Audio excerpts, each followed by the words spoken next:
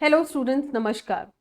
आप सभी का सीसी मंत्रा की इस वीडियो सीरीज में स्वागत है, जहां पर हम लोग स्टार्ट करेंगे national income and related concepts, that is राष्ट्रीय आय की अवधारणा। फर्स्ट ग्रेड कॉमर्स में इससे रिलेटेड बहुत से क्वेश्चंस आते रहे हैं, तो चलिए स्टार्ट करते हैं।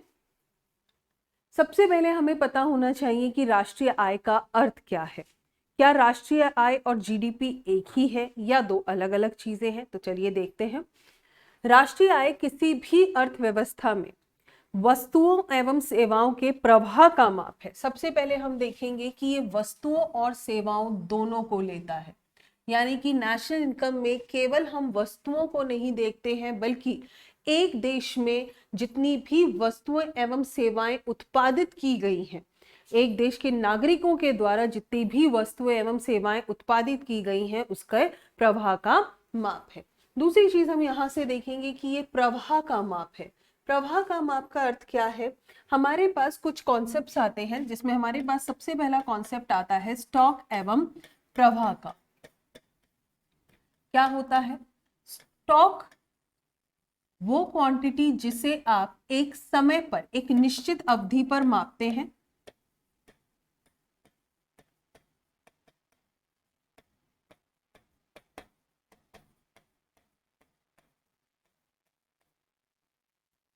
यानी कि आज अभी इसी समय, सपोज करें मेरे बैंक में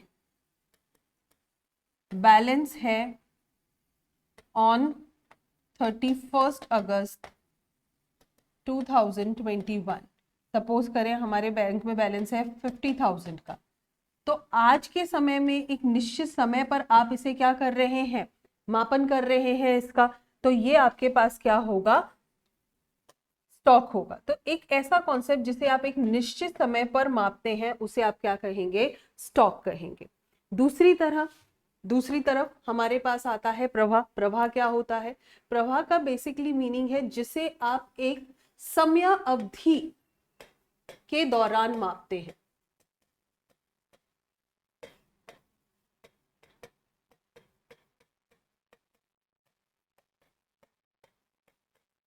अब आप यहां से दो चीजों पर देखें। एक निश्चित समय पर मापते हैं, आज अभी जिस समय भी आप मापन कर रहे हैं। समय अवधि के दौरान मापते हैं, यानी कि एक जगह से, एक समय से दूसरे समय के बीच। सपोज करें मैं कहूं ऐसी चीजें, सपोज करें मेरी सैलरी है 50,000 रुपए। अब ये जो सैलरी मैं कमा रही हूँ, ये फॉर द होल मंथ कमा रही हूँ, पूरे महीने के लिए कमा रही हूँ। तो ऑब्वियस सी बात है, सपोज करें 1 अगस्त से लेकर 31 अगस्त तक की जो सैलरी मेरी बन रही है, वो कितनी बन रही है? 50,000 बन रही है। तो ये हो गया समय अवधि के दौरान। तो बेसिकली स्टॉक और प्रवाह में क्या डिफरेंस है? स्टॉक का मतलब होता है जिसे आप एक निश्चित समय पर मापते हैं, जबकि प्रवाह का मतलब होता है जिसे आप एक समय अवधि के दौरान मापते हैं, एक समय से लेकर दूसरे समय तक। ये एक महीना हो सकता है, पूरा एक दिन हो सकता है, एक हफ्ता हो सकता है, या एक वर्ष भी हो सकता है। तो बेसिकली जब हम किसी भी चीज को एक समय अवधि के दौरान मापते हैं, उसे हम क्या कहते हैं? प्रवाह कहते हैं। और इसीलिए हम देखते हैं राष्ट्रीय आय किसी भी अर्थव्यवस्था में उत्पादित वस्तुओं एवं सेवाओं के प्रवाह का माप है। प्रवाह का माप क्यों है? क्योंकि हम बेसिकली राष्ट्रीय आय को एक वित्तीय वर्ष के दौरान मापते हैं। और जैसे ही के दौरान आ जाए, आप समझ जाए कि ये कौन सा कॉन्सेप्ट है? प्रवाह का कॉन्सेप्ट है। तो वित्तीय वर्ष के दौरान मापते हैं, इसीलिए हम इसे क्या कहते हैं? प्रवाह का माप कहते हैं। राष्ट्रीय आय से अभिप्राय एक राष्ट्र की एक वित्तीय वर्ष में आर्थिक क्रियाओं के फलस्वरूप उत्पादित अंतिम वस्तुओं एवं सेवाओं के मौद्रिक मूल्यों के योग से होता है। ध्यान रखेंगे कि जो भी वस्तुएं एवं सेवाएं उत्पादित की गई हैं, उसके मौद्रिक मूल्य के योग से होता है। फर्स्ट ग्रेड में ये क्वेश्चन आ चुका है और आ सकता है कि राष्ट्रीय आय का मापन किस में होता है? मौद्रिक मूल्य में होता है। भारत में एक वित्तीय वर्ष जो है 1 अप्रैल से 31 मार्च तक माना जाता है। तो जो भारत का वित्तीय वर्ष है वो बेसिकली 1 अप्रैल से 31 मार्च तक माना जाता है। तो हम यहाँ से क्या समझते हैं कि नेशनल इनकम या राष्ट्रीय आय किसी भी देश के नागरिकों द्वारा उत्पादित की गई वस्तुओं एवं सेवाओं के प्रवाह का जो मौद्रिक मूल्य है उसका माप है। देखते हैं आगे। नेक्स्ट हमारे पास आता है देश की घरेलू सीमा या फिर आर्थिक सीमा। बेसिकली देखा जाए तो नेशनल इनकम के कॉन्सेप्ट को करने के लिए हमारे लिए बहुत जरूरी है कि हमें घरेलू सीमा या आर्थिक सीमा और राजनीतिक सीमा के बीच का अंतर पता हो। तो देखते हैं, देश की घरेलू सीमा में वे सभी क्षेत्र आते हैं जिसमें व्यक्ति, वस्तु एवं पूंजी का प्रवाह किसी भी बंधन से मुक्त हो। किसी भी बंधन का मतलब है कि दूसरे किसी देश का या किसी दूसरी ऑर्गेनाइजेशन का इसके अंदर हस्तक्षेप ना हो, यानी कि उस पर केवल हमारे देश की गवर्नमेंट का ही रूल चलता हो। देश की घरेलू सीमा के अंतर्गत निम्न आते हैं। बेसिकली क्या क्या ऐसी चीजें हैं जिन्हें हम देश की घरेलू सीमा के अंतर्गत लेते हैं। सबसे पहला आता है राजनीतिक सीमाएं। राजनीतिक सीमाओं का क्या मतलब है कि मान लीजिए ये हमारे देश की बाउंड्रीज हैं, इंडिया की बाउंड्रीज है, तो इसके अंदर जो भी होगा, जो भी चीजें इसके अंदर होंगी वो सारी चीजें क्या कहलाएंगी, हमारे घरेलू सीमा का हिस्सा कहलाएगी। क्यों? क्योंकि इसके अंदर वस्तु, व्यक्ति एवं पूंजी का प्रवाह बिना किसी रोक टोक के किया जा सकता है। इसके अलावा सामुद्रिक सीमा हमारे देश की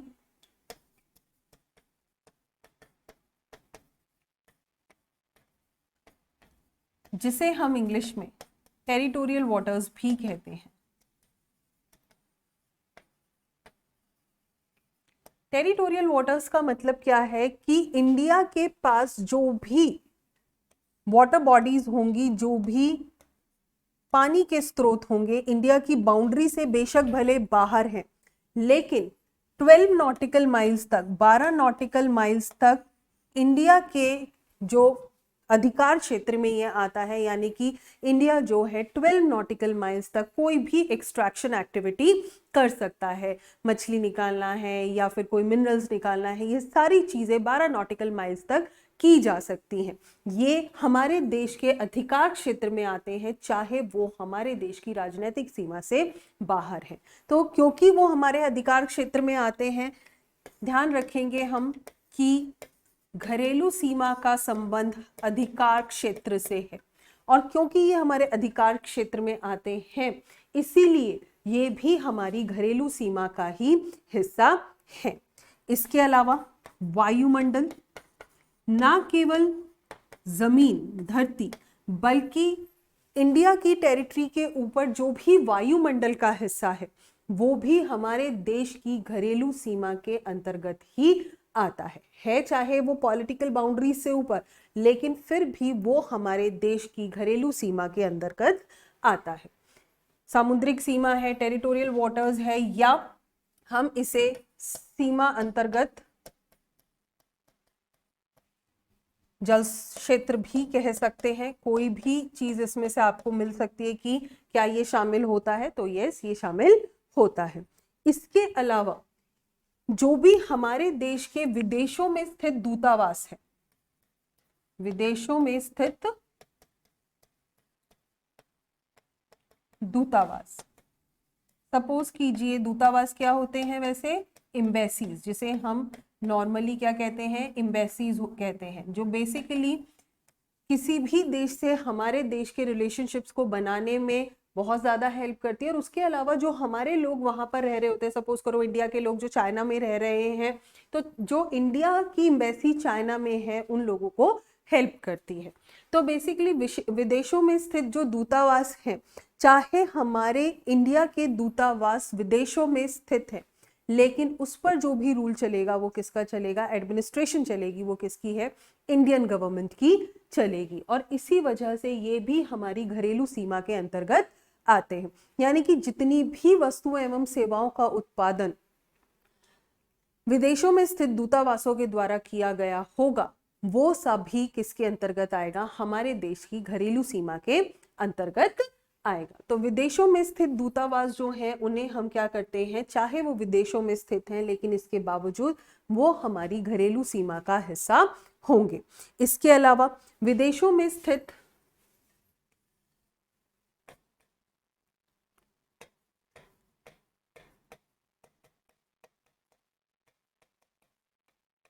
सैन्य दूतावास,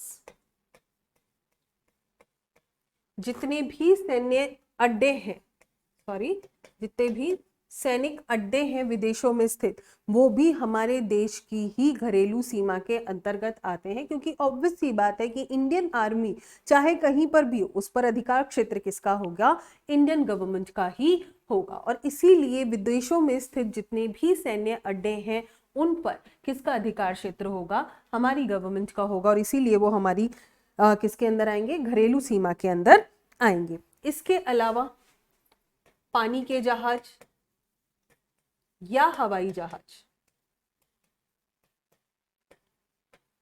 जो हमारे देश के हैं, उनके द्वारा उत्पादित की गई सेवाओं का मौद्रिक मूल्य हमारे देश की घरेलू सीमा के अंदर ही जोड़ा जाएगा। जैसे एक एग्जांपल लेके देखते हैं, सपोज करें हमारे पास कोई एयर इंडिया का एयरक्राफ्ट है, एयर इंडिया का, और वो जो उड़ान भरता है वो केवल दो ही देशों के बीच में भरता है, जापान और चाइना के बीच में।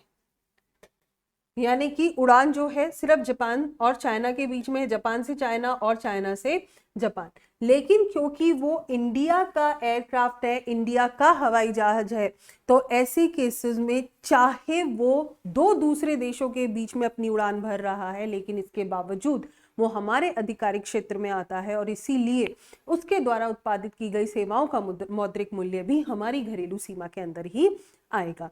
तो देखा जाए तो परीक्षा की दृष्टि से ये स्लाइड आपके लिए बहुत इंपॉर्टेंट हो जाती है, आप इसका एक स्क्रीनशॉट ले लीजिए।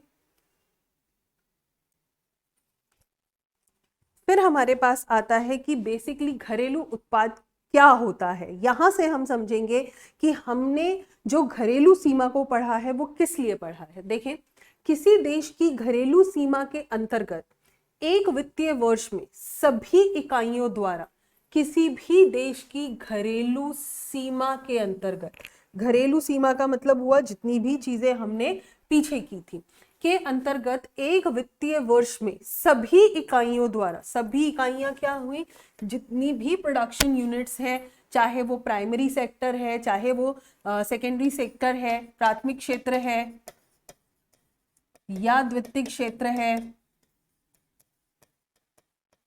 या तृतीयक क्षेत्र है,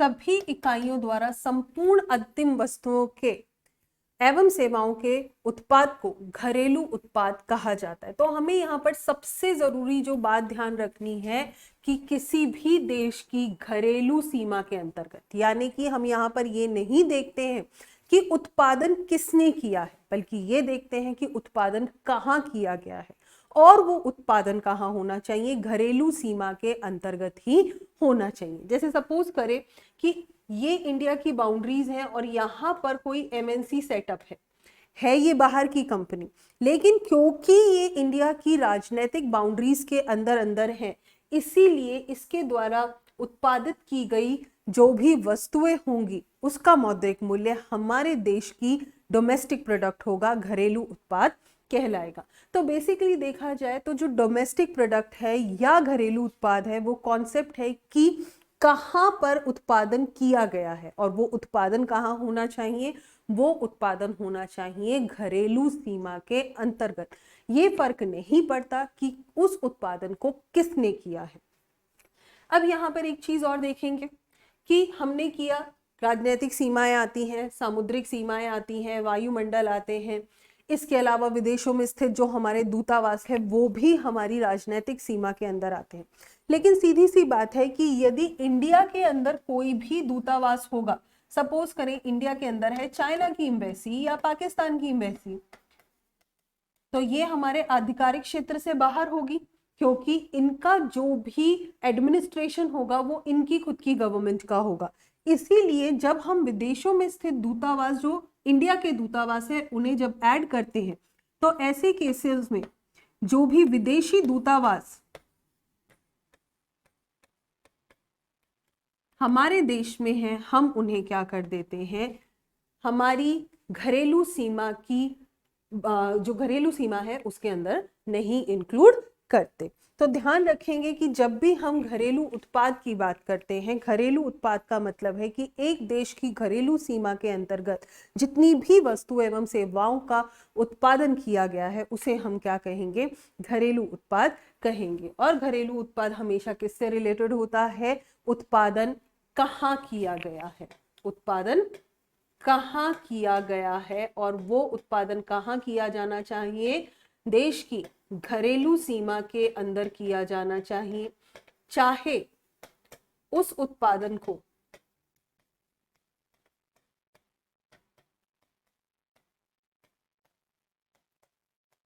नागरिक ने किया हो, देश के नागरिक ने किया हो, देश के निवासी या गैर निवासियों द्वारा किया गया हो।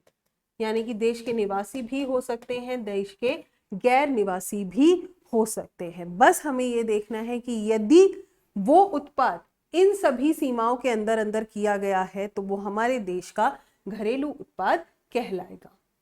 नेक्स्ट कॉन्सेप्ट हमारे पास आता है भारत के सामान्य निवासी। देखिए, हम लोगों ने देख लिया है कि घरेलू उत्पाद क्या होता है, घरेलू सीमा क्या होती है, और घरेलू सीमा के अंतर्गत हमने देखा चाहे निवासी हो चाहे गैर निवासी हो, जिसने भी उत्पादन किया है वो घरेलू उत्पाद कहलाएगा।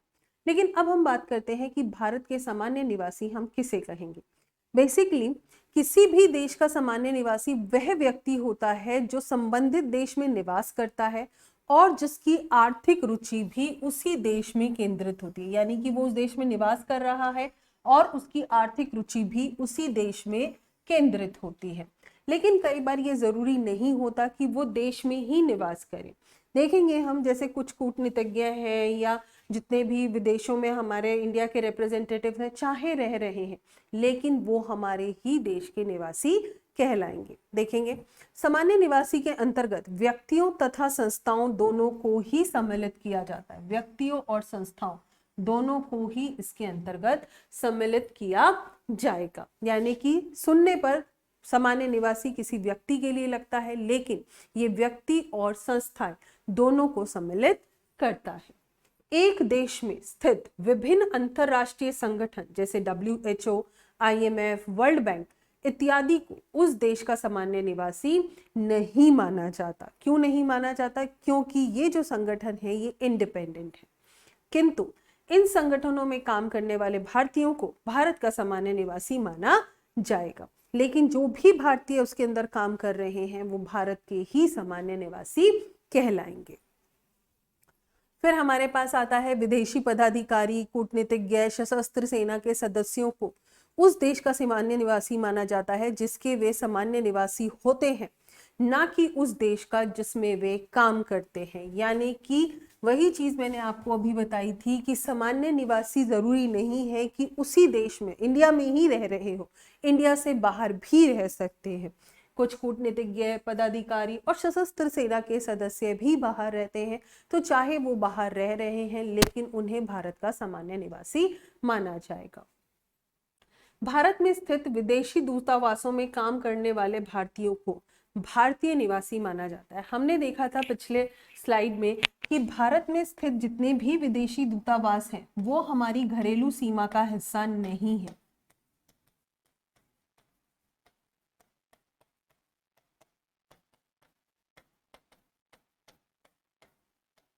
हमने देखा था कि ये हमारी घरेलू सीमा का हिस्सा नहीं है, लेकिन बावजूद इसके यदि कोई भारतीय इनमें काम कर रहा है तो उन्हें भारत का निवासी माना जाएगा।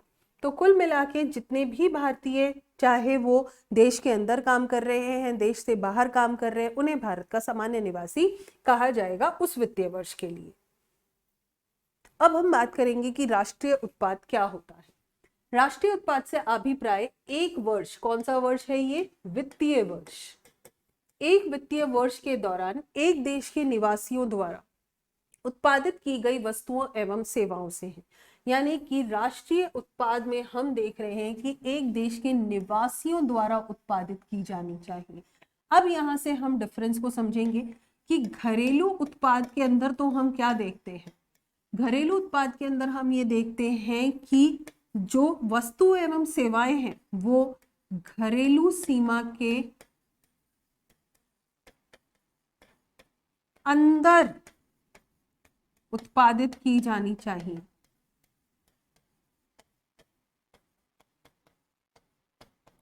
अब घरेलू सीमा के अंदर जो है, चाहे वो भारत का निवासी हो, चाहे वो भारत का गैर निवासी हो, कोई भी हो सकता है।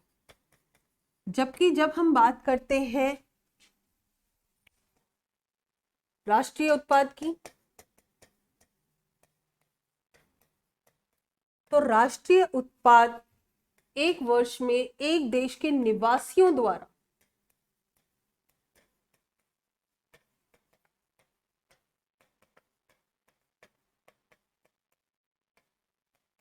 उत्पादित की जानी चाहिए।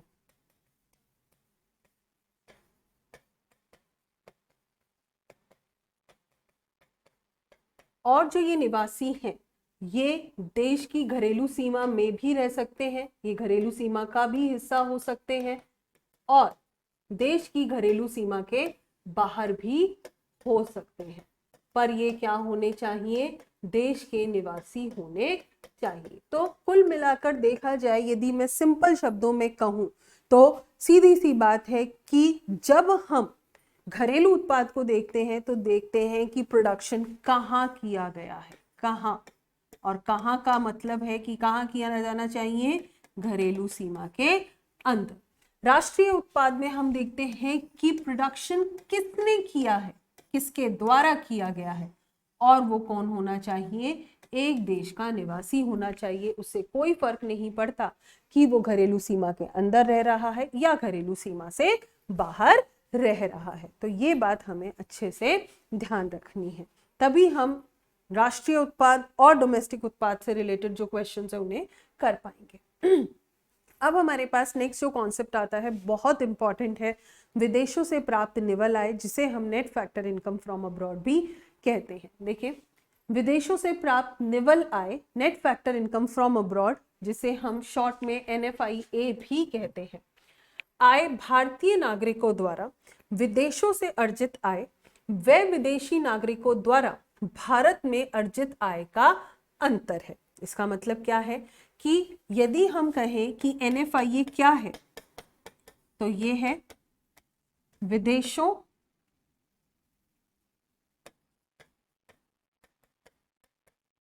में भारतीयों द्वारा अर्जित आय। हम जानते हैं हमारे जो भारतीय हैं वो विदेशों में रह रहे हैं, तो विदेशों में भारतीय द्वारा अर्जित आय और घरेलू सीमा में विदेशियों द्वारा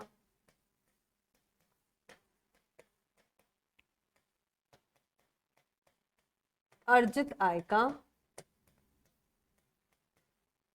डिफरेंस है।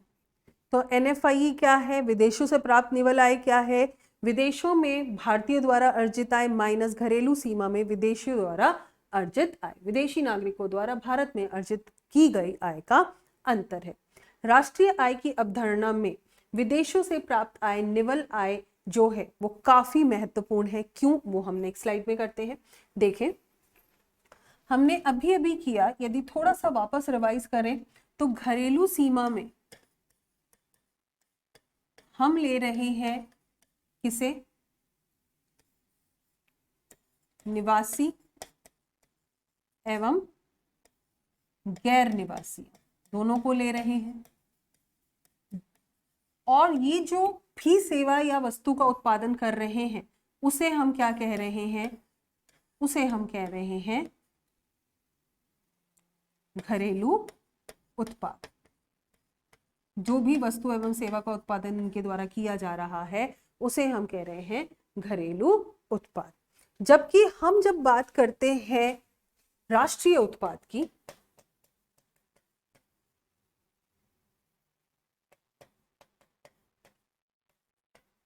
तो राष्ट्रीय उत्पाद का अर्थ है कि ये केवल निवासियों द्वारा होना चाहिए, भारत के निवासियों द्वारा होना चाहिए,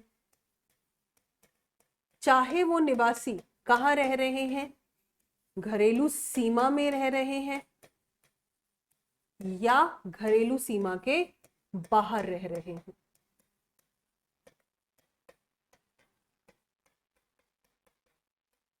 अब यदि हम थोड़ा सा प्रैक्टिकली सोचकर देखें और मुझे घरेलू उत्पाद से राष्ट्रीय उत्पाद की गणना करनी है, तो राष्ट्रीय उत्पाद में गैर निवासी नहीं होंगे, गैर निवासियों द्वारा अर्जित आय नहीं होगी। तो हम क्या करेंगे, घरेलू उत्पाद से राष्ट्रीय उत्पाद को की गणना करने के लिए बेसिकली क्या करेंगे, माइनस कर देंगे गैर निवासियों द्वारा भारत में अर्जित आय।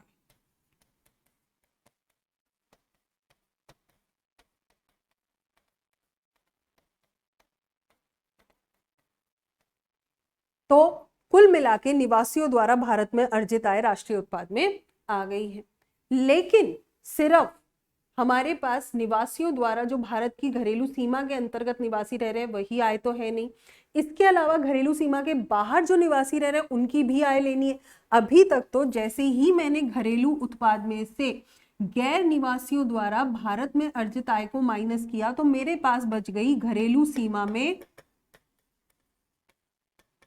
निवासियों द्वारा अर्जित आय, यही तो बचा, निवासियों द्वारा अर्जित आय। लेकिन मुझे घरेलू सीमा के अलावा क्या भी चाहिए, घरेलू सीमा के बाहर अर्जित की गई आय भी चाहिए। तो इसका मतलब है कि बचे हुए में मैं ऐड कर दूंगी क्या, घरेलू सीमा के बाहर भारतीयों द्वारा अर्जित आय, यानी कि विदेशों में भारतीयों द्वारा अर्जित आय, घरेलू सीमा के बाहर या विदेशों में भारतीयों द्वारा अर्जित आय को मैं ऐड कर दूंगी। तो हमने यहां पर भी यही देखा कि NFIA क्या है। NFIA का मतलब है विदेशों में भारतीयों द्वारा अर्जित आय माइनस घरेलू सीमा में विदेशियों द्वारा अर्जित आय, जिसे हम क्या भी कहते हैं, फैक्टर इनकम फ्रॉम अब्रॉड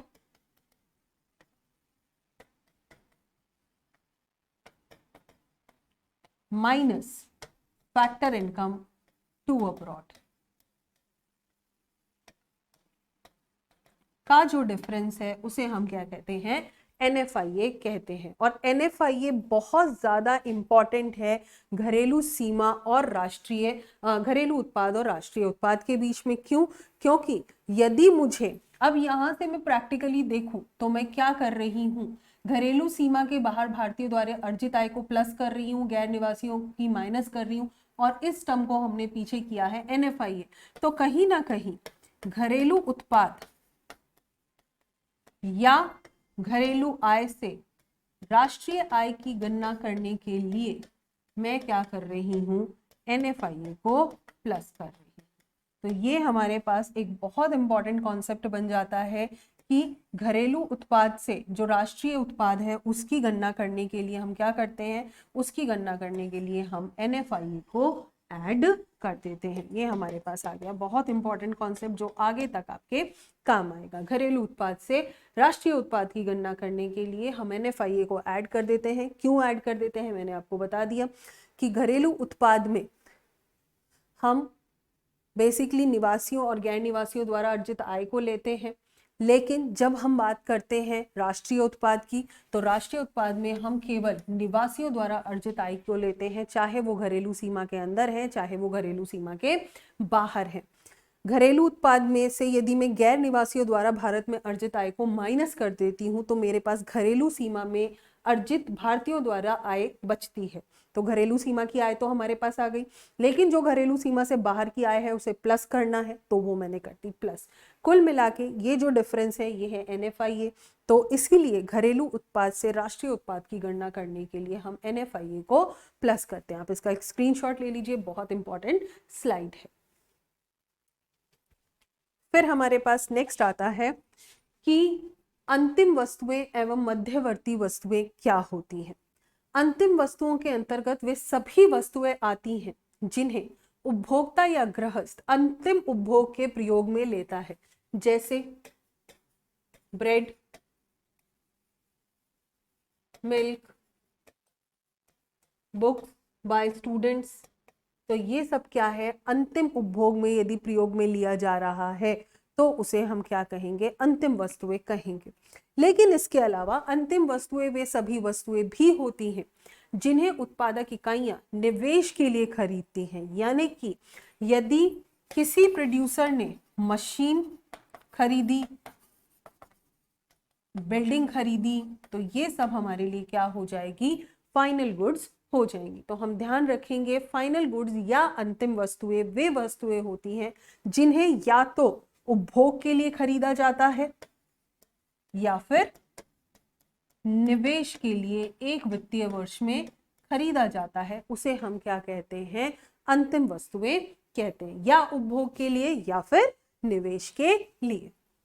जबकि मध्यवर्ती वस्तुएं वे वस्तुएं होती हैं जिन्हें उत्पादक इकाइयों द्वारा उपयोगिता बढ़ाने के लिए खरीदा गया हो। उपयोगिता बढ़ाने का मतलब क्या है कि जिसमें अभी वो और वैल्यू ऐड करेंगे, जिसका एडिशन करेंगे उपयोगिता का। सपोज करें एक लकड़ी का टुकड़ा है और उसे फर्नीचर बनाने वाली कंपनी ने परचेज कर लिया और उसका सोफा बना दिया, तो उपयोगिता चेंज हो गई, राइट। तो ये क्या होगा, मध्यवर्ती उपभोग होगा। लकड़ी का टुकड़ा जो है उस समय क्या होगा, मध्यवर्ती उपभोग होगा। तो मध्यवर्ती वस्तुएं वे वस्तुएं होती हैं जिन्हें उत्पादक इकाइयां फर्दर प्रोडक्शन में यूज करती हैं, उपयोगिता को बढ़ाने के लिए यूज करती हैं, या फिर जिन्हें उसी वित्तीय वर्ष में पुनः विक्रय के लिए खरीदा गया हो, रीसेल के लिए खरीदा गया हो। जैसे कुछ बिजनेसमैन होते हैं, परचेज करके फिर उसे रीसेल कर देते हैं। तो यदि उसे उसी वित्तीय वर्ष के अंतर्गत पर रीसेल के लिए खरीदा गया हो तो उसे भी हम क्या कहेंगे, मध्यवर्ती वस्तुएं कहेंगे। तो मध्यवर्ती वस्तुओं के अंतर्गत बेसिकली देखा जाए तो दो चीजें आती हैं, जिन्हें या तो फर्दर प्रोडक्शन के लिए, आगे प्रोडक्शन के लिए खरीदा गया हो, या फिर जिन्हें रीसेल के लिए खरीदा गया हो, उन्हें हम क्या कहेंगे, मध्यवर्ती वस्तुएं कहलाएंगी। बेसिकली हमने ये क्यों पढ़ा, क्योंकि राष्ट्रीय आय की गणना में केवल अंतिम वस्तुओं एवं सेवाओं को सम्मिलित किया जाता है। ये बहुत इंपॉर्टेंट चीज है। राष्ट्रीय आय में केवल हम अंतिम वस्तुओं एवं सेवाओं को लेते हैं, मध्यवर्ती उपभोग को हम राष्ट्रीय आय की गणना के अंदर नहीं लेते हैं। केवल किसे लेते हैं, अंतिम वस्तुओं एवं सेवाओं को ही लेंगे। ध्यान रखेंगे हम ये बात, क्योंकि बहुत इंपॉर्टेंट टॉपिक है। फिर हमारे पास आता है साधन या कारक आय एवं हस्तांतरण आय। देखा जाए तो किसी भी इकोनॉमी में, यदि मैं एक छोटी सी डिस्कशन करूं, किसी भी इकोनॉमी में तीन चीजें बराबर होती है, उत्पादन, आय तथा व्यय। क्यों? क्योंकि यदि उत्पादन हुआ है, जितना भी उत्पादन हुआ है उससे प्राप्त आय को साधनों में बांटा जाएगा। और उत्पादन के साधन कौन से हैं? उत्पादन के साधनों में बांटा जाएगा। और उत्पादन के साधन कौन कौन से हैं हम जानते हैं। उत्पादन के साधन हमारे पास आते हैं श्रम, पूंजी, भूमि एवं उद्यम। ये सभी हमारे पास क्या है, उत्पादन के साधन है। तो उत्पादन से प्राप्त आय को उत्पादन के साधनों में उनके द्वारा किए गए कंट्रीब्यूशन के अनुरूप बांट दिया जाता है। श्रम को मिलता है वेतन, पूंजी को मिलता है ब्याज, भूमि के लिए लगान और उद्यमी को लाभ। ये सारा का सारा डिस्ट्रीब्यूट कर दिया जाता है उत्पादन के साधनों में, जो बन जाता है साधन आय। अब जब साधनों को आय मिलेगी तो ऑब्वियस सी बात है वो उसे क्या करेंगे, खर्च करेंगे। तो यही साधन आय क्या बन जाएगी, व्यय भी बन जाएगी। और इसीलिए हम कहते हैं कि एक इकोनॉमी में ये तीनों जो चीजें हैं एक ही डायरेक्शन में मूव करती हैं, एक ही डायरेक्शन में चलती हैं। साधन, कारक आय या हस्तांतरित आय की यदि हम बात करें तो ये वो आय होती है जो कि उत्पादन के साधनों द्वारा योगदान के बदले में कमाई जाती है। साधन आय वह आय है जो उत्पादन के साधनों द्वारा अपने योगदान के बदले में कमाई जाती है, यानी कि जितना उन्होंने प्रोडक्शन में योगदान किया होगा उसके बदले में कमाई जाती है। ध्यान रखेंगे, कमाई जाती है, अनअर्न्ड नहीं है, अर्न्ड है। इसे कमाया जाता है, उन्होंने कोई योगदान दिया है, कोई श्रम दिया है, जिसके बदले में उन्हें क्या मिल रही है, आय मिल रही है। जैसा मैंने कहा, श्रम के लिए वेतन, पूंजी के लिए ब्याज, फिर हमारे पास आता है भूमि के लिए लगान और उद्यमी के लिए लाभ। ये सभी क्या है, ये सभी साधन आय है। हस्तांतरित आय वह आय होती है जिसके बदले में किसी वस्तु एवं सेवा का प्रवाह नहीं होता तथा यह बिना कमाई हुई आय होती है। जैसे कोई गिफ्ट है, मेरी बुआ जी मुझे 100 रुपए दे गई, वो मेरे लिए क्या है, हस्तांतरित आय है, जिसके लिए मैंने कोई भी एफर्ट्स नहीं किए हैं। बिना कमाई हुई आय को हम क्या कहते हैं, हस्तांतरित आय कहते हैं। जबकि साधन आय वह आय होती है जिसके बदले में आपने अपना श्रम या अपनी पूंजी या भूमि लगाई है। बेसिकली देखा जाए तो साधन आय जो है दो तरफा होती है। दो तरफा का मतलब क्या है कि आप यदि सपोज करें उत्पादन में कुछ देंगे तो उसके बदले में आपको वेतन, ब्याज, लाभ कुछ मिलेगा। तो दो तरफा होती है, आपने अपना कंट्रीब्यूशन दिया, उसके बदले में आपको मिला। जबकि हस्तांतरित आय जो होती है वो एक तरफा होती है, एक ही तरफ से किया गया भुगतान होता है। इसके लिए दूसरी तरफ से कोई भी सेवा या वस्तु का प्रवाह नहीं होता। यहाँ पर या तो वस्तु एवं सेवा का प्रवाह होगा, यहाँ पर कोई भी वस्तु या सेवा का प्रवाह नहीं होगा। साधन आय को जो है कमाया जाता है, जबकि हस्तांतरित आय को कमाया नहीं जाएगा। साधन आय को हम, जैसे हम फैक्टर इनकम कह रहे हैं, फैक्टर पेमेंट भी कह सकते हैं, यानी कि साधनों को दिया गया भुगतान भी कह सकते हैं। इसी तरीके से हस्तांतरित आय को हस्तांतरित भुगतान भी कहा जा सकता है। क्यों? क्योंकि एक का खर्चा दूसरे की क्या है, इनकम है। तो यदि साधनों को भुगतान जो उत्पादन संस्थाएं हैं करेंगी तो उन्होंने भुगतान किया, हमें आय हुई, तो एक का भुगतान या एक का खर्चा दूसरे की इनकम होगी।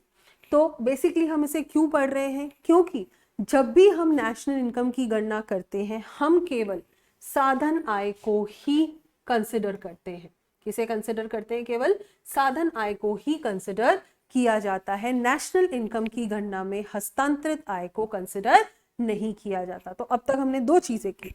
नेशनल इनकम की गणना में सबसे पहली बात, हम किसे नहीं लेते? मध्यवर्ती वस्तुओं को नहीं लेते।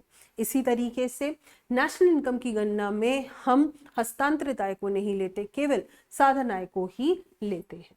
फिर नेक्स्ट कॉन्सेप्ट हमारे पास आता है मूल्यह्रास या डेप्रिसिएशन। डेप्रिसिएशन या मूल्यह्रास क्या है? जब भी किसी वस्तु एवं सेवा का उत्पादन किया जाता है तो उसमें यूज में आने वाली मशीनों में कुछ नॉर्मल घिसावट होती है, नॉर्मल टूट फूट होती है, उसकी वैल्यू को हम मूल्यह्रास या डेप्रिसिएशन कहते हैं। देखेंगे, वस्तु एवं सेवाओं के उत्पादन में की प्रक्रिया में प्रयुक्त की जाने वाली संपत्ति के मूल्यों में जो गिरावट होती है उसे मूल्यह्रास कहा जाता है।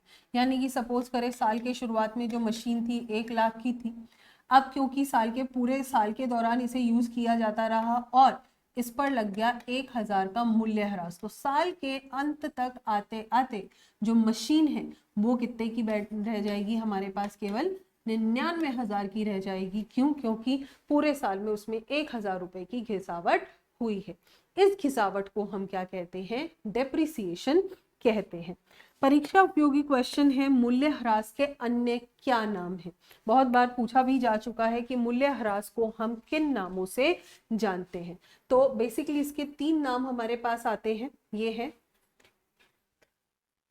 कैपिटल कंजम्पशन एक्सपेंडिचर, जिसे हम पूंजीगत उपभोग व्यय कहेंगे,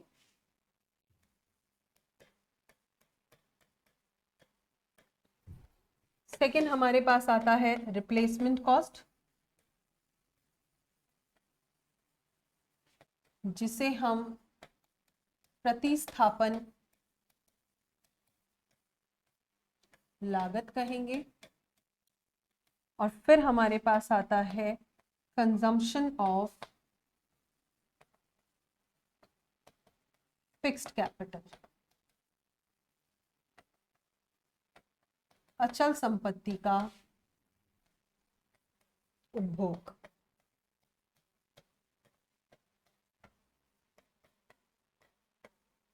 मूल्यह्रास के अन्य नाम है। तो मूल्यह्रास के अन्य नाम क्या है? कैपिटल कंजम्पशन एक्सपेंडिचर, जिसे हम पूंजीगत उपभोग व्यय भी कहते हैं, रिप्लेसमेंट कॉस्ट, जिसे हम प्रतिस्थापन लागत भी कहते हैं, कंजम्पशन ऑफ फिक्स्ड कैपिटल, जिसे हम अचल संपत्ति का उपभोग भी कहते हैं। परीक्षा की दृष्टि से ये स्लाइड बहुत इंपॉर्टेंट है, इसलिए आप इसका एक स्क्रीनशॉट ले सकते हैं। फिर हमारे पास आता है निवेश की अवधारणा। निवेश का अभिप्राय पूंजी के स्टॉक में परिवर्तन से है। यानी कि सपोज करें हमारे पास, एक एग्जांपल लेके देखते हैं, हमारे पास साल के शुरुआत में 1 अप्रैल 2019 को जो मशीन है वो है 5 लाख की, और 31 मार्च 2020 को जो मशीन की वैल्यू है वो है 7 लाख की। तो जो भी पूंजी के स्टॉक में परिवर्तन हुआ है वो कितना है? 2 लाख रुपए। पूंजी के स्टॉक में वास्तविक परिवर्तन को हम क्या कहते हैं? निवेश कहते हैं। तो निवेश का अभिप्राय पूंजी के स्टॉक में परिवर्तन से है। देखा जाए तो जो भी निवेश होगा वो वस्तुओं एवं सेवाओं के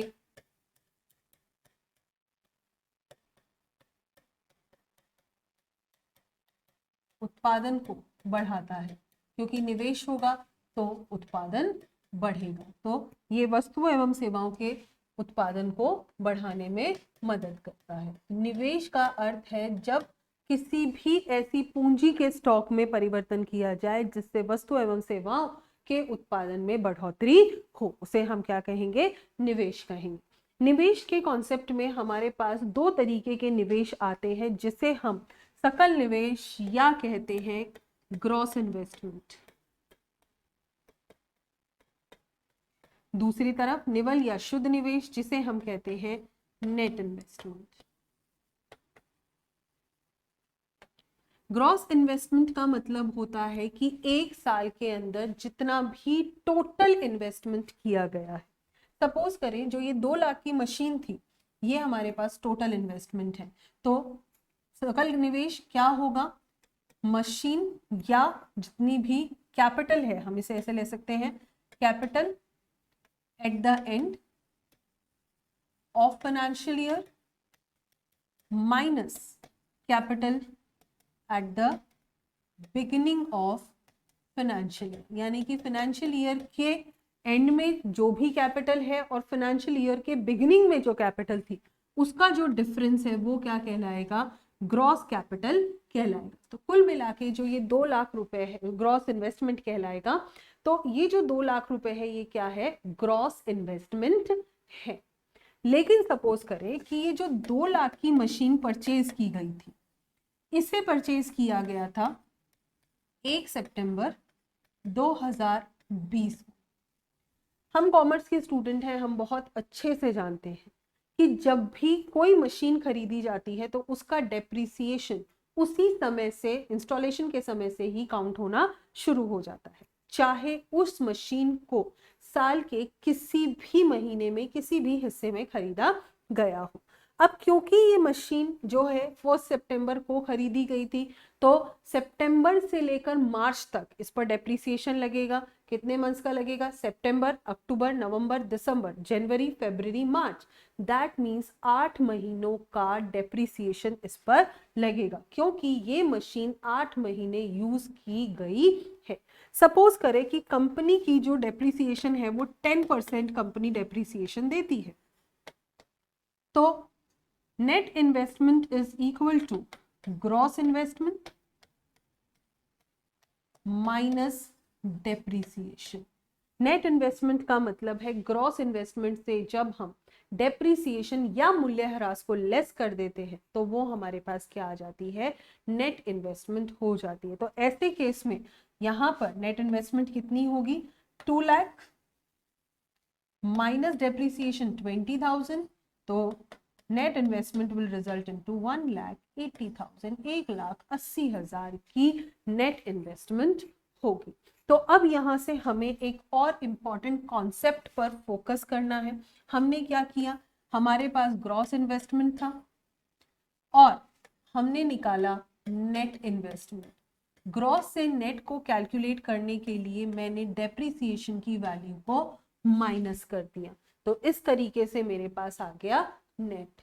यदि इसी तरीके से मुझे नेट से ग्रॉस का कैलकुलेशन करना होगा तो मैं डेप्रिसिएशन को ऐड कर दूंगी। तो ये हमारे पास एक बहुत इंपॉर्टेंट कॉन्सेप्ट फिर से आ जाता है नेशनल इनकम के अंदर कि ग्रॉस और नेट में किसका डिफरेंस होता है, डेप्रिसिएशन का डिफरेंस होता है। यदि ग्रॉस हमारे पास है और हमें नेट को कैलकुलेट करना है तो हम डेप्रिसिएशन को माइनस कर देंगे, नेट से हमें ग्रॉस को कैलकुलेट करना है डेप्रिसिएशन को प्लस कर देंगे। और इसी के साथ जो हमने पहले एक इंपॉर्टेंट कॉन्सेप्ट किया था उसको रिकॉल कर लेते हैं। डोमेस्टिक प्रोडक्ट से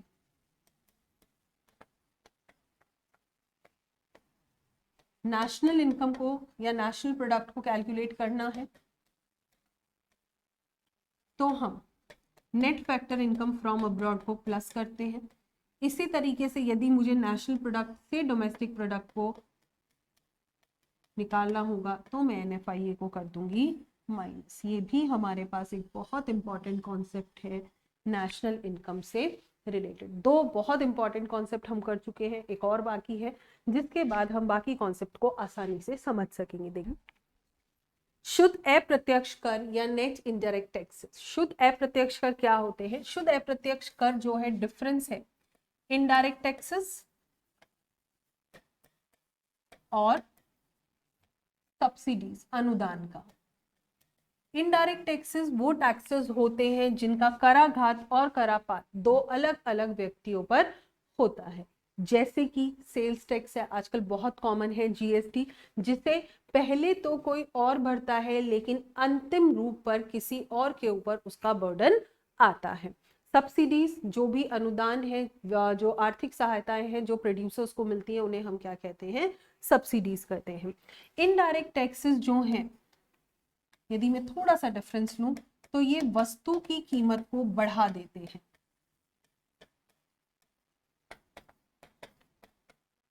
क्यों बढ़ा देते हैं, क्योंकि इवेंचुअली मैन्युफैक्चरर जो है वो कस्टमर से ही इस इनडायरेक्ट टैक्स को वसूलेगा। तो सपोज करें 10 रुपए तो मैन्युफैक्चरिंग कॉस्ट आई, 3 रुपए का इनडायरेक्ट टैक्स था, यहां से लेते हैं 10 रुपए मैन्युफैक्चरिंग की कॉस्ट थी और 3 रुपए का इनडायरेक्ट टैक्स था, तो वस्तु की जो कीमत हो जाएगी वो कितनी हो जाएगी, 13 रुपए हो जाएगी। तो ये वस्तु की कीमत को बढ़ा देते हैं, जबकि अनुदान जो है वस्तु की कीमत को कम कर देते हैं।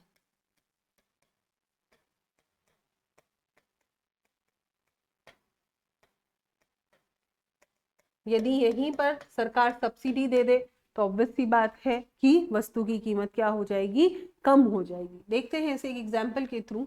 हमने बहुत सी बार किसी भी वस्तु पर लिखा होगा MRP, सपोज करें 15 रुपए की कोई चीज है, इंक्लूसिव ऑफ ऑल टैक्सेस, यानी कि उस MRP में टैक्सेस इंक्लूड है। तो ₹15 की कोई चीज है जिसमें इंक्लूसिव ऑफ ऑल टैक्सेस है, यानी कि सभी कर शामिल है, ये है MRP, maximum retail price is 15 रुपए इंक्लूसिव ऑफ ऑल टैक्सेस। अब सपोज करें कि इस 15 रुपए में से कॉस्ट ऑफ प्रोडक्शन है,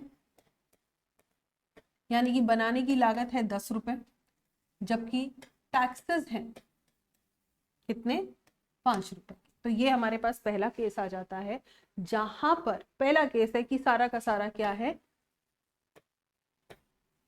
टैक्सेस है, और ये टैक्सेस कौन से हैं, इनडायरेक्ट टैक्सेस है।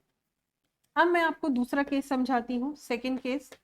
अगेन MRP आपके पास है 15 रुपए इंक्लूसिव ऑफ ऑल टैक्सेस,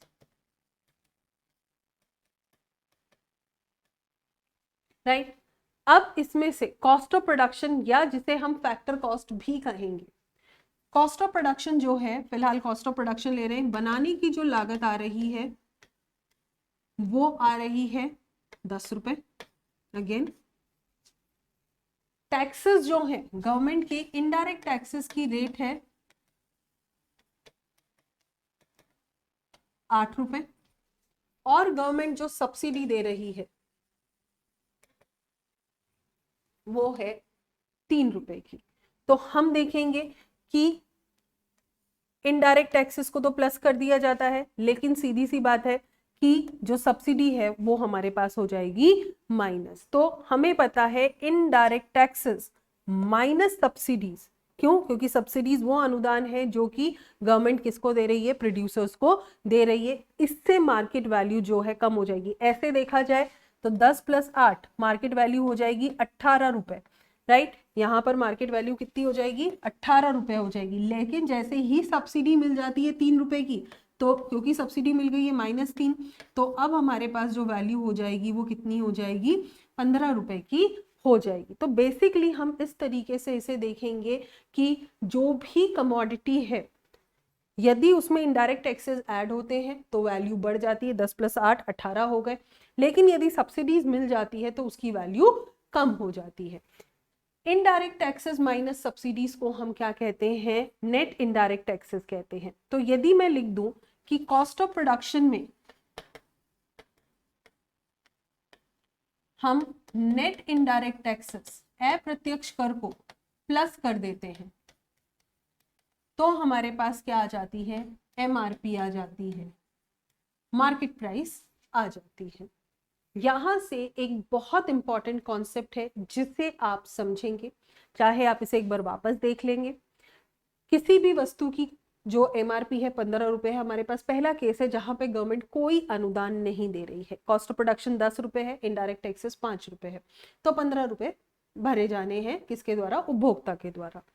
किसी वस्तु की एमआरपी 15 रुपए है inclusive of all taxes, cost of production 10 रुपए आ रहा है, इनडायरेक्ट टैक्सेस 8 रुपए था, जिसके कारण से वस्तु की कीमत 18 रुपए हो जाती है। लेकिन क्योंकि सब्सिडीज भी मिल रही हैं, और मैंने बताया सब्सिडीज से मार्केट प्राइस कम हो जाती है, वस्तु की जो प्राइसेस है, कीमतें हैं, कम हो जाती है। तो 18 - 3 15 रुपए हो गए। कुल मिला के कॉस्ट ऑफ प्रोडक्शन में इनडायरेक्ट टैक्सेस को प्लस किया गया, सब्सिडीज को माइनस किया गया। कॉस्ट ऑफ प्रोडक्शन में नेट इनडायरेक्ट टैक्सेस को प्लस किया गया, जिससे हमारे पास आ गई एमआरपी। ये हमारे पास एक बहुत इंपॉर्टेंट कॉन्सेप्ट है कि कॉस्ट ऑफ प्रोडक्शन में या फैक्टर कॉस्ट में हम क्या ऐड करें कि एमआरपी आ जाए या मार्केट प्राइस आ जाए। तो यहाँ एक और इंपॉर्टेंट फैक्टर, मार्केट प्राइस से फैक्टर कॉस्ट को निकालना हो या फैक्टर कॉस्ट से मार्केट प्राइस को निकालना हो। हमने देखा फैक्टर कॉस्ट या कॉस्ट ऑफ प्रोडक्शन से जब हमने मार्केट प्राइस को निकाला है तो हमने नेट इनडायरेक्ट टैक्सेस को कर दिया है प्लस। इसका मतलब है मार्केट प्राइस से फैक्टर कॉस्ट को कैलकुलेट करने के लिए हम एनआईटी को कर देंगे माइनस। सीधी सी बात है कि यदि मुझे मार्केट प्राइस से फैक्टर कॉस्ट को निकालना है, कॉस्ट ऑफ प्रोडक्शन को निकालना है, तो मैं इसमें से इनडायरेक्ट टैक्सेस और सब्सिडीज को कर दूंगी लेस। तो ये हमारे पास क्या आ जाएगा? कॉस्ट ऑफ प्रोडक्शन या फैक्टर कॉस्ट आ जाएगा। तो ये भी हमारे पास एक बहुत इंपॉर्टेंट कॉन्सेप्ट है। इससे रिलेटेड आप इसका एक स्क्रीनशॉट ले लीजिए ताकि आपको ये याद रहे कि मार्केट प्राइस और फैक्टर कॉस्ट को हमने किस तरीके से कैलकुलेट किया था। अब वापस आते हैं हमारी एक स्लाइड की तरफ जहां पर हमने इंपॉर्टेंट कॉन्सेप्ट्स को लिया था। ग्रॉस से नेट को कैलकुलेट करना है, डेप्रिसिएशन लेस करेंगे। नेट से ग्रॉस को कैलकुलेट करना है, डेप्रिसिएशन ऐड करेंगे। डोमेस्टिक से नेशनल को कैलकुलेट करना है, एनएफआईए प्लस करेंगे। नेशनल से डोमेस्टिक को कैलकुलेट करना है तो एनएफआईए माइनस करेंगे। अब इसके साथ इसी श्रेणी में एक और इंपॉर्टेंट कॉन्सेप्ट जुड़ जाता है, वो है मार्केट प्राइस और फैक्टर कॉस्ट। मार्केट प्राइस से फैक्टर कॉस्ट को कैलकुलेट करने के लिए नेट इनडायरेक्ट टैक्सेस को माइनस करते हैं, जबकि फैक्टर कॉस्ट से मार्केट प्राइस को कैलकुलेट करते समय नेट इनडायरेक्ट टैक्सेस को प्लस करते हैं। इस तरीके से याद रखेंगे कि मार्केट प्राइस जो है इंक्लूसिव ऑफ ऑल टैक्सेस होती है, तो इंक्लूसिव है तो प्लस। फैक्टर कॉस्ट का मतलब है केवल साधनों की या कारकों की आय, तो इसमें ना तो इनडायरेक्ट टैक्सेस का काम है ना सब्सिडीज का काम है, कॉस्ट ऑफ प्रोडक्शन है, इसीलिए हम इसमें से इसको डिडक्ट कर देंगे। ये बहुत ज्यादा इंपॉर्टेंट स्लाइड है, इसका स्क्रीनशॉट आप ले सकते हैं। फिर जो नेक्स्ट कॉन्सेप्ट हमारे पास आता है वो है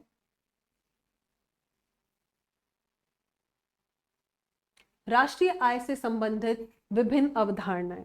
जब एक बार हम इस चीज को समझ लेते हैं कि ग्रॉस से नेट किस तरीके से कैलकुलेट करते हैं, डोमेस्टिक प्रोडक्ट से नेशनल प्रोडक्ट किस तरीके से कैलकुलेट करते हैं और मार्केट प्राइस से फैक्टर कॉस्ट किस तरीके से कैलकुलेट करते हैं, हमारे लिए बहुत इजी हो जाता है राष्ट्रीय आय से संबंधित अवधारणाओं को करना। देखेंगे national income and related aggregates, बाजार कीमत पर सकल घरेलू उत्पाद, जिसे हम जीडीपी-एमपी भी कहते हैं। क्यों? क्योंकि सकल घरेलू उत्पाद का मतलब है ग्रॉस डोमेस्टिक प्रोडक्ट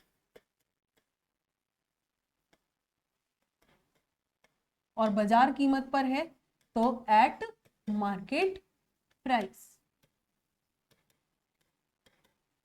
तो ये हमारे पास आ जाता है जीडीपी-एमपी, जो हम सबसे ज्यादा कॉमनली सुनते हैं। जीडीपी, जीडीपी क्या है?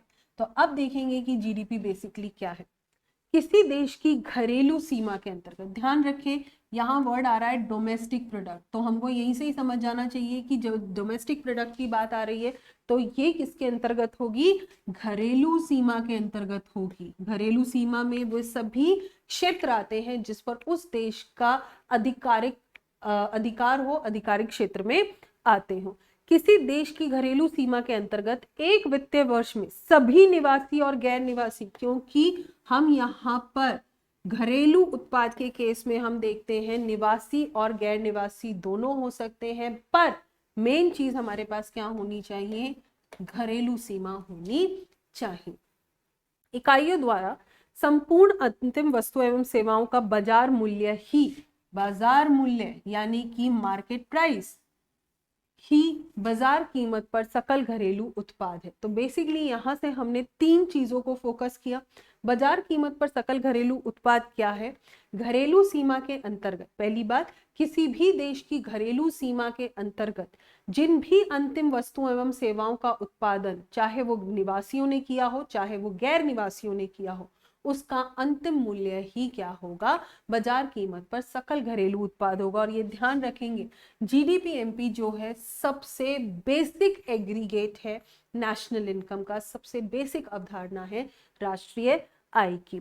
जितने भी ये कॉन्सेप्ट हैं, जितने भी हम आगे करेंगे जीडीपी-एमपी के अलावा बहुत से इस तरीके के कॉन्सेप्ट करेंगे, उन्हें अवधारणाएं कहेंगे हम राष्ट्रीय आय की। तो जो सबसे बेसिक अवधारणा है वो क्या है? बाजार कीमत पर सकल घरेलू उत्पाद। फिर हमारे पास आता है बाजार कीमत पर सकल राष्ट्रीय उत्पाद, यानी कि ग्रॉस नेशनल, राष्ट्रीय है national product at market price. अब देखें, ध्यान करें, राष्ट्रीय में पहले इसको पढ़ने से पहले खुद से याद करें, नेशनल प्रोडक्ट है यानी कि राष्ट्रीय उत्पाद। राष्ट्रीय उत्पाद में हमारे पास केवल कौन होना चाहिए? निवासी होना चाहिए, चाहे वो घरेलू सीमा में है या घरेलू सीमा के बाहर है, कहीं पर भी है, लेकिन वो क्या होना चाहिए? भारत का निवासी होना चाहिए। उसके द्वारा अर्जित की गई आय को हम क्या कहेंगे? नेशनल प्रोडक्ट कहेंगे। किसी एक वित्तीय वर्ष के दौरान केवल निवासी उत्पाद इकाइयों, केवल निवासी उत्पाद इकाइयों अर्थात देश के सभी निवासियों द्वारा देश की घरेलू सीमा के अंदर या बाहर, घरेलू सीमा के अंदर भी हो सकता है, घरेलू सीमा के बाहर भी हो सकता है, पर वो होना क्या चाहिए? निवासी होना चाहिए। बाहर बाजार कीमत पर व्यक्त मूल्यवर्धन के योग को बाजार कीमत पर सकल राष्ट्रीय उत्पाद कहा जाता है। यानी कि इन्होंने जितना भी टोटल आउटपुट प्रोड्यूस किया है, चाहे वो देश के अंदर किया है चाहे देश के बाहर किया है, उसे हम क्या कहेंगे?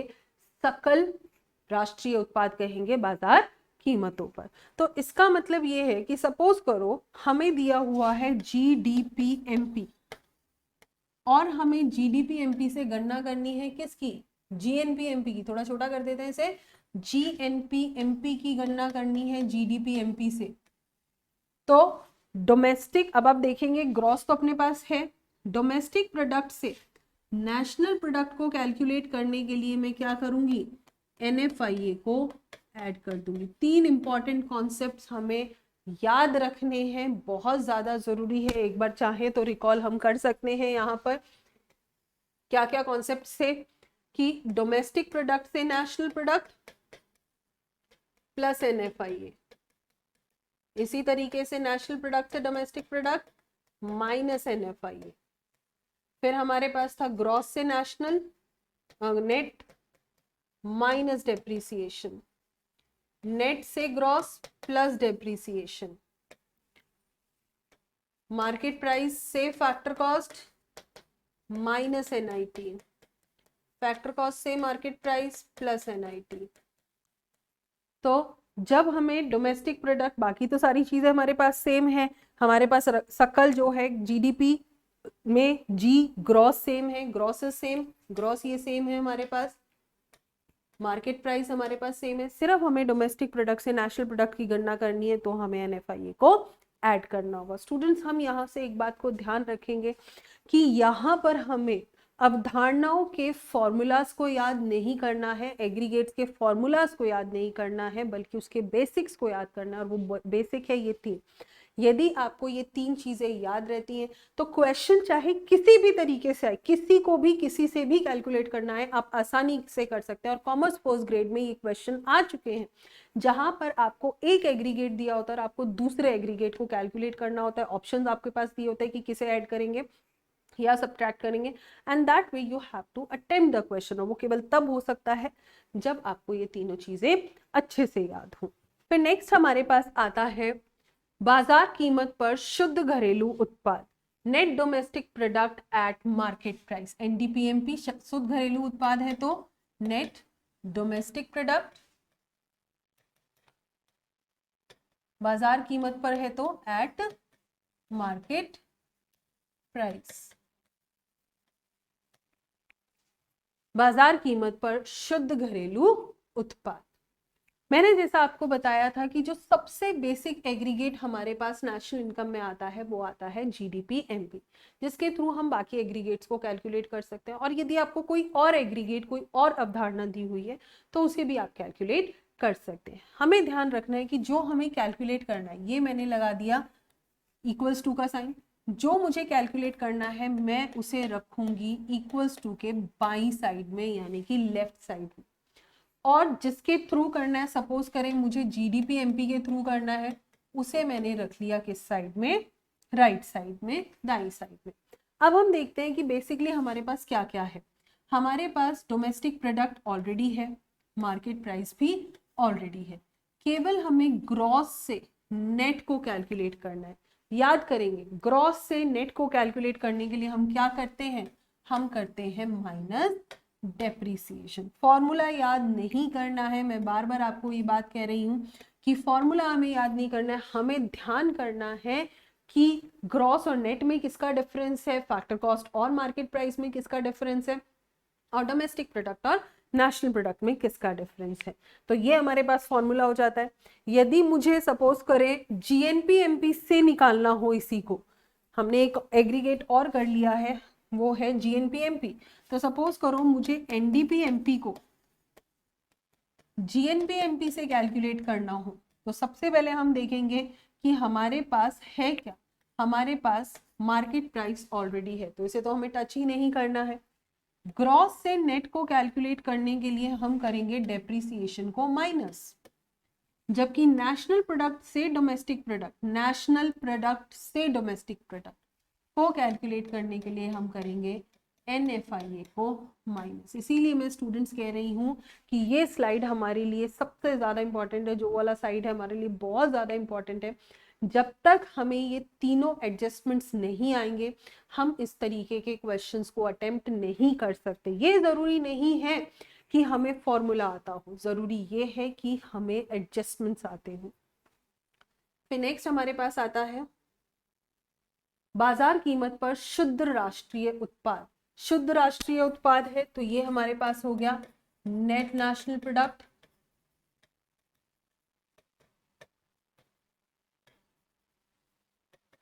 Eight market price.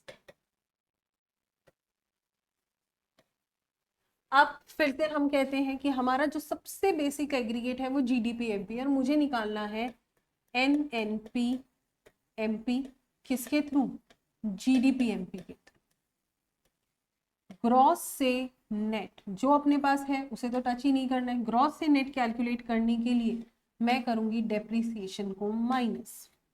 Domestic product से नेशनल प्रोडक्ट निकालने के लिए मैं करूंगी एनएफआईए को ऐड। तो ये मेरे पास हो जाएगा एनएनपी एमपी। इसी तरीके से सपोज करें मैं सिर्फ पिछले एग्रीगेट से लेती हूँ, मेरे पास एनडीपी एमपी है मान लेते हैं, मेरे पास है एनडीपी एमपी और मुझे कैलकुलेट करना है एनएनपी एमपी। जो भी एग्रीगेट दिया हो आप आसानी से कर सकते हैं। नेट आपके पास ऑलरेडी है तो आपको इसको टच नहीं करना है, मार्केट प्राइस है ये नहीं देखना है। डोमेस्टिक से नेशनल, डोमेस्टिक से नेशनल आने के लिए हम क्या करते हैं, एनएफआई को ऐड करते हैं। Very simple. इस तरीके से हम इन क्वेश्चंस को करेंगे।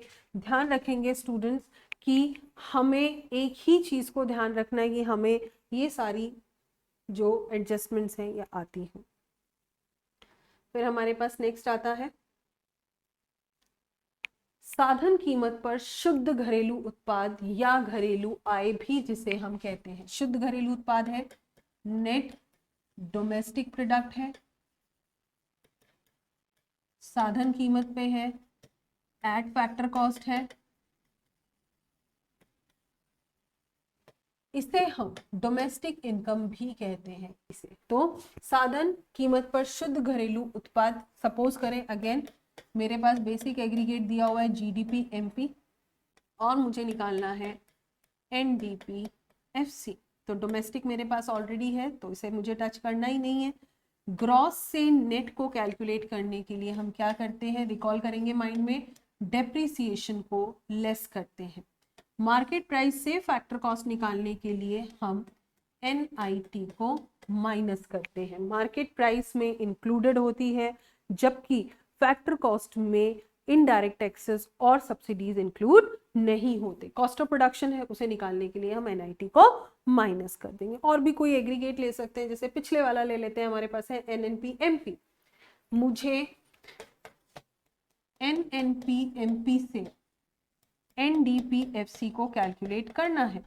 तो नेट अपने पास ऑलरेडी है, नेशनल से डोमेस्टिक प्रोडक्ट है, नेशनल से domestic product NFIA minus market product price से फैक्टर कॉस्ट जो है, तो ये हमारे पास आ जाएगा मार्केट प्राइस से फैक्टर कॉस्ट को कैलकुलेट करना है माइनस एनआईटी। और इस तरीके से हम इन्हें कैलकुलेट कर सकते हैं। नेक्स्ट हमारे पास आता है साधन कीमत पर सकल घरेलू उत्पाद। साधन कीमत पर सकल घरेलू उत्पाद को हम किस तरीके से लिखेंगे, जीडीपीएफसी है, सकल घरेलू उत्पाद है gross domestic product at factor cost. और जैसा मैं बार बार कहती आ रही हूं कि कोई भी एग्रीगेट किसी भी दूसरे एग्रीगेट से कैलकुलेट किया जा सकता है। जैसे हमें जीडीपीएफसी को कैलकुलेट करना है जीडीपी एमपी से, तो ग्रॉस हमारे पास ऑलरेडी है, ये है अपने पास, डोमेस्टिक प्रोडक्ट भी है, फैक्टर कॉस्ट को निकालना है मार्केट प्राइस से तो माइनस एनआईटी। इसी तरीके से यदि मुझे जीडीपीएफसी को कैलकुलेट करना हो किसके थ्रू, एनडीपीएफसी के थ्रू, तो हमारे पास डोमेस्टिक प्रोडक्ट है, फैक्टर कॉस्ट है, नेट से ग्रॉस को कैलकुलेट करने के लिए नेट से ग्रॉस प्लस डेप्रिसिएशन। सपोज करो मुझे जीडीपीएफसी निकालना है NNP MP के थ्रू, तो नेट से ग्रॉस का कैलकुलेशन करना है प्लस डेप्रीसिएशन, नेशनल प्रोडक्ट से डोमेस्टिक प्रोडक्ट, नेशनल प्रोडक्ट से domestic product minus NFI, market price से फैक्टर कॉस्ट, मार्केट प्राइस से फैक्टर कॉस्ट माइनस NIT। कुल मिला के हमें, मैं बार बार एक ही बात कह रही हूँ कि हमें याद होने चाहिए वो 3 एडजस्टमेंट मैकेनिज्म्स। फिर नेक्स्ट हमारे पास आता है साधन कीमत पर सकल राष्ट्रीय उत्पाद। इसका मतलब क्या है? सकल राष्ट्रीय उत्पाद यदि हमारे पास आ रहा है तो gross national product at factor cost, और इसीलिए हम इसे क्या कह रहे हैं? GNPFC कह रहे हैं। अब अगेन यदि हमें निकालना है GNPFC किससे? GDPMP से, तो हमारे पास ग्रॉस ऑलरेडी है, ये वाला तो हमारे पास ऑलरेडी है। डोमेस्टिक प्रोडक्ट से नेशनल प्रोडक्ट के लिए हम ऐड करते हैं NFIA को, NFIA को क्या कर देते हैं? ऐड कर देते हैं। और मार्केट प्राइस से फैक्टर कॉस्ट के लिए हम NIT को माइनस कर देते हैं। इसी तरीके से यदि हमें कैलकुलेट करना हो, सपोज करें GNPFC ही डोमेस्टिक इनकम यानी कि NDPFC से, तो यहाँ हमारे पास फैक्टर कॉस्ट ऑलरेडी है, नेट से ग्रॉस प्लस डेप्रिसिएशन, क्योंकि ग्रॉस में डेप्रिसिएशन की वैल्यू ऐड होती है। डोमेस्टिक प्रोडक्ट से national product, domestic to national plus NFI। तो इस तरीके से हम इस क्वेश्चन को सॉल्व कर सकते हैं। फिर हमारे पास आता है साधन कीमत पर शुद्ध राष्ट्रीय उत्पाद या राष्ट्रीय आय, NNPFC, जिसे हम क्या कहेंगे? Net national product at factor cost.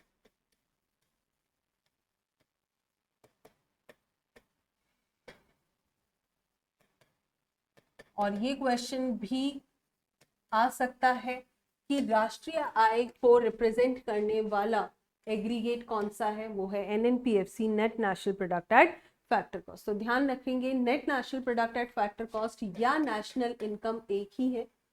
जिस तरीके से NDPFC और डोमेस्टिक इनकम एक ही है। NNPFC is net national product at factor cost. तो यदि हमें निकालना है NNPFC किससे?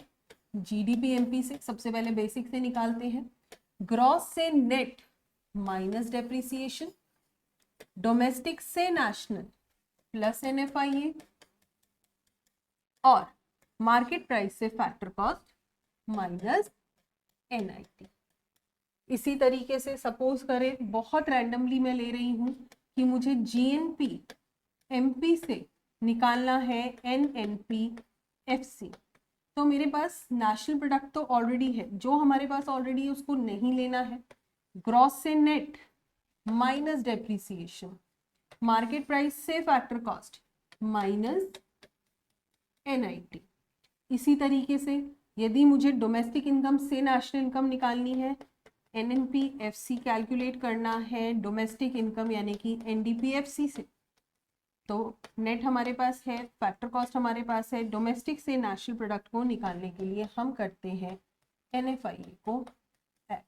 तो ध्यान रखेंगे स्टूडेंट्स हम कि हमारे पास जो एग्रीगेट्स है उसके फॉर्मूलाज हमें याद नहीं करने, बल्कि हमें क्या करना है कि उनके एडजस्टमेंट्स को याद रखने। एक बार रिकॉल करते हैं एडजस्टमेंट्स को। ग्रॉस और नेट में किसका डिफरेंस है? डेप्रिसिएशन का, और यदि नेट से ग्रॉस कैलकुलेट करना है प्लस डेप्रिसिएशन। पहला इंपॉर्टेंट कॉन्सेप्ट।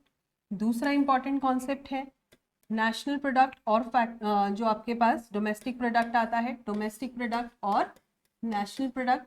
डोमेस्टिक प्रोडक्ट से नेशनल प्रोडक्ट कैलकुलेट करना है NFIA, और नेशनल प्रोडक्ट से डोमेस्टिक प्रोडक्ट को कैलकुलेट करना है minus NFIA। And the last one is, जो लास्ट हमारे पास आता है वो है मार्केट प्राइस और फैक्टर कॉस्ट। मार्केट प्राइस से फैक्टर कॉस्ट को निकालना है माइनस NIT, फैक्टर कॉस्ट से मार्केट प्राइस को कैलकुलेट करना है प्लस NIT। तो ये हमारे लिए सबसे ज़्यादा इम्पॉर्टेंट है।